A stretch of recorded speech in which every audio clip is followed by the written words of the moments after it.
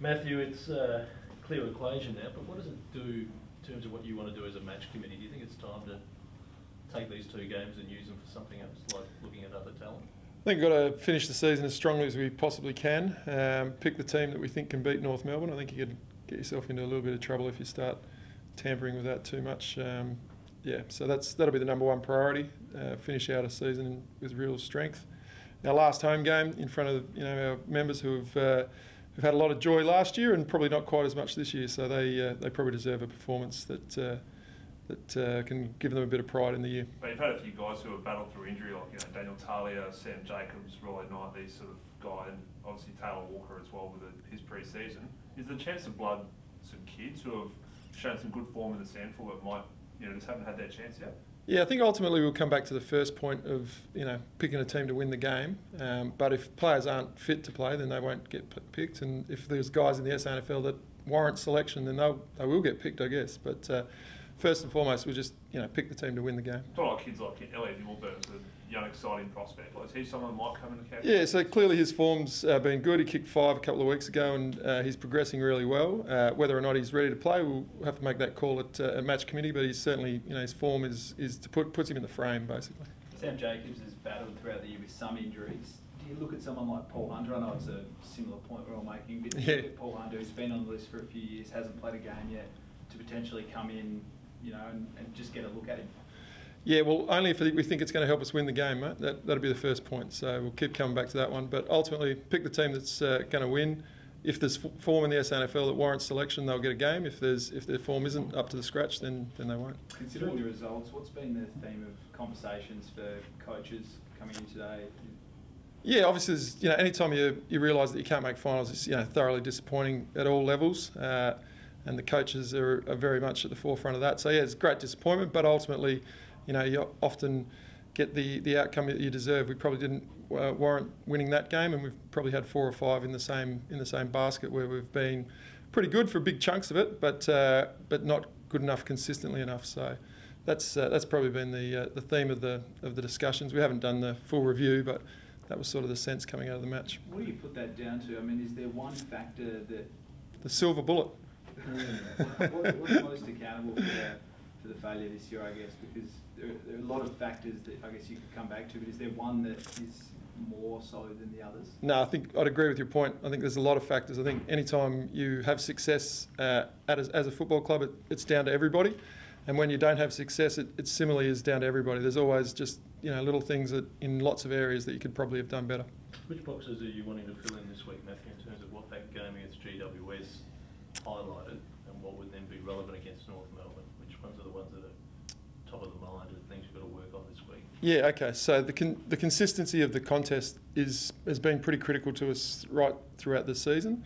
So when our contest numbers have been really strong, then we've performed well, both across games and also within quarters. So I think that's probably been the one area that we've potentially let ourselves down a bit, is just being able to maintain a really high standard through 4 quarters and through consistent week after week. So we'll just look to address that. We could continue to build these last 2 games around that fundamental, and if we do that well, then we'll probably get a pretty good result over the last 2 games, and that'll be a good foundation leading forward. Is it about the people you have at the contest, or the way they approach the contest? No, it's the same people at the contest quarter on quarter, so it's not a personnel issue. There's a clear demonstration of the capacity, but we haven't been able to do it at the level consistently. What's your view of the Taylor Walker tackle? Yeah, so obviously it'll come under review.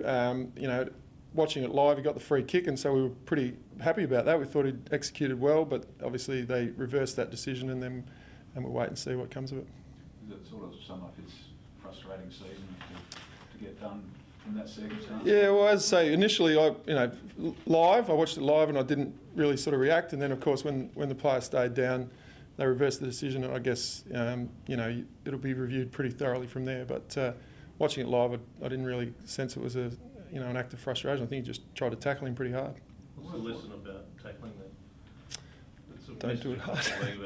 Yeah, I think there's the players have accepted there's a duty of care.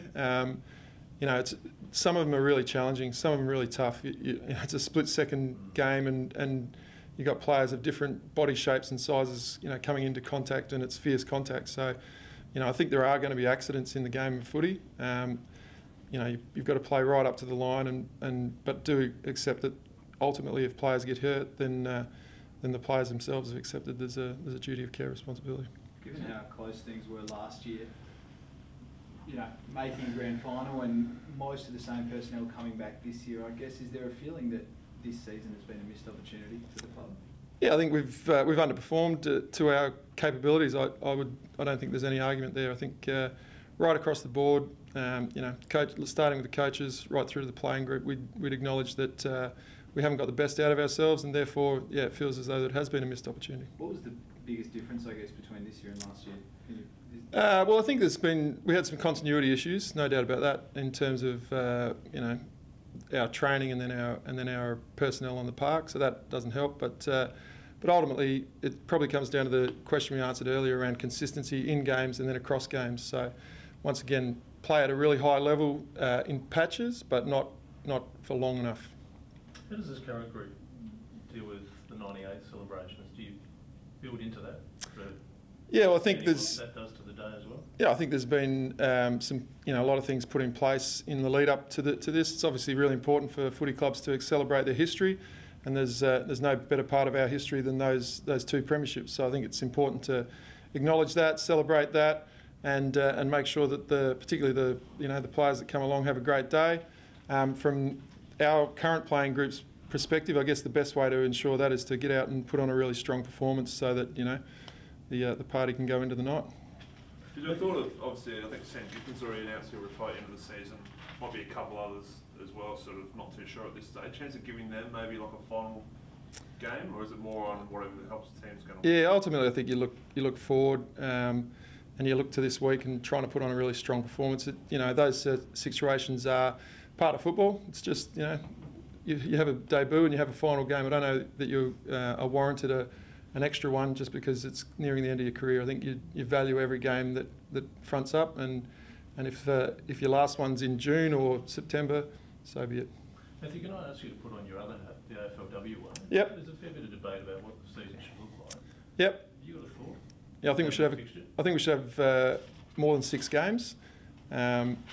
Obviously, from a club's perspective, we're in our 3rd season. There's been a pretty heavy investment from AFC, and I think there's a great opportunity to continue to build the competition. And now what that looks like, clearly there's a commercial reality attached to that, but given what they've been able to do in the first 2 years, I think it'd be a shame if they don't expand it to maybe to reflect the fact that the competition's growing and that the standard's going to improve. So that competition committee met last week. They've made some recommendations. They'll come back and hopefully we get a good outcome. And you've liked the conference system for the draw in the AFL. Would you endorse it for the AFLW? I got conflicted. What was the question? Sorry, mate. You like the conference system for an AFL fixture? Yeah, I think if you've got... Endorse it for AFLW? I think if you've got 18 teams, then particularly if you're going to have a season that doesn't include 18 games, then I think conferencing potentially makes sense. This season in the AFLW there'll only be 10, so whether or not that's necessary at this point in time, I don't necessarily think it is, but it's certainly a solution if you get to 18 teams. Maybe down the track when it's 14, I think, in 2020. So that's getting closer to 18, yeah. But yeah, no. Ultimately, I think they'll come to. Hopefully, they'll come to a really good place, and the competition will continue to grow. And that's certainly the position we've been pushing pretty hard. So more than 6, but no less than. Finish the sentence. Yeah, no, they'll come up with the number. The good thing is that they're responding to the. They've got a competition committee, and they've put together a group of people that are trying to come up with a really good outcome. And someone's really wants to get hold of you, Rich. First time, Rich? I think we're alarmed. No, alarmed. Well, at least you didn't miss it.